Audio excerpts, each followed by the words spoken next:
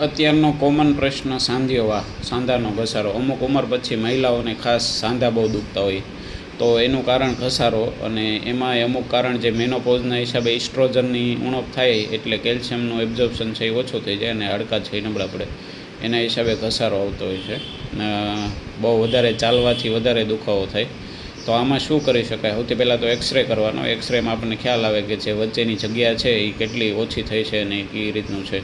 જો વધારે ગ્રેડ 4 હોય તો એમાં ઓસ્ટિયોફાઇટ એટલે કે આ નાના નાના હાડકાં વધી ગયા હોય ને એવું બધું જોવા મળે છે. ખાસ આમાં ધ્યાન એ રાખવાનું છે કે બહુ વજન આવે એવું કાંઈ કામ નથી કરવાનું. સાંધાને થોડોક આરામ મળે.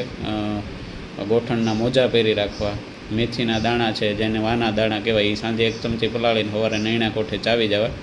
પારિજાતના પાનનો ઉકાળો પણ લઈ શકાય છે. કેલ્શિયમની સેચેટ આવે છે એ દર વીકલી અઠવાડિયે એકવાર દૂધમાં પીવાના હોય છે, એ પણ કરી શકાય છે. બાકી જો બહારથી આપણને એક્સરે વગેરે કઈ રીતે ખ્યાલ આવે કે ગોઠણ ઉપર હાથ રાખીને પગને વાળીએ તો કરકર અવાજ, જેને ક્રેપિટસ કહેવામાં આવે છે, એ જોવા મળે.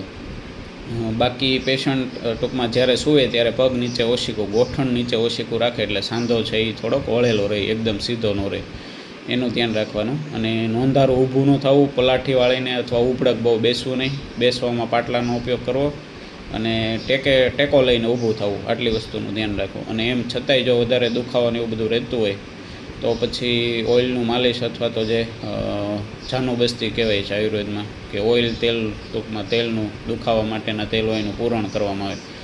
અને એમ છતાંય ના મટે તો ફાઇનલી એનું TKR ની રિપ્લેસમેન્ટ એટલે કે સાંધો બદલાવીને ઓપરેશન કરાવતો હોય છે. તો આવી રીતનું કંઈક મેનેજમેન્ટ હોય છે.